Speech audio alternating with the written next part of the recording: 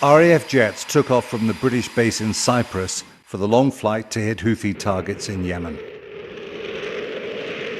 Other Western allies, also affected by the Houthi attacks on shipping, decided not to join the American airstrikes.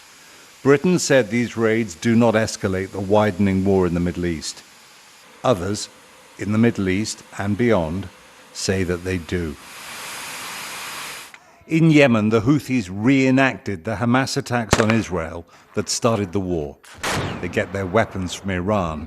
The latest airstrikes, like America's in Iraq and Syria, are aimed at forcing Iran to rein in its proxies and allies. In Yemen, the Houthis, celebrating Hamas hostage-taking, have said that their attacks will stop when the war in Gaza does. In Gaza, most people don't get the chance to queue for food.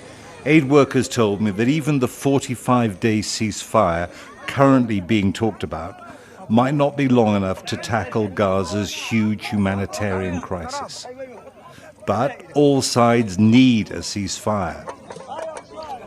A pause or an end to the killing might stop the wider Middle East war escalating. Palestinian civilians in the ruins of Gaza need some hope. And so do the families of the Israeli hostages held by Hamas. Their pictures are everywhere in the square in Tel Aviv where they have a 24/7 protest. There's an installation representing the tunnels under Gaza where the hostages are held. Israelis were told only destroying Hamas would get them back, but their army hasn't managed that yet, so families are demanding a ceasefire. Romi Gonen was on the phone to her family as she was dragged into Gaza. She told them she'd been shot in the arm.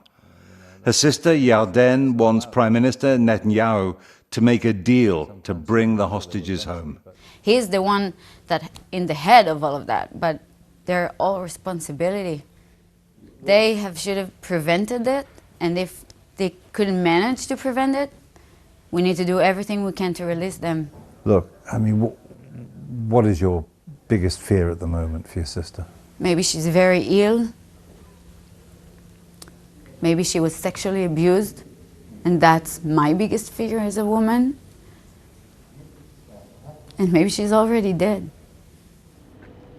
The families of the hostages do not want all of this to become permanent. So there's so much emphasis right now on trying to get a ceasefire which would allow Israeli hostages to come home in exchange for the release of Palestinian prisoners from Israeli jails.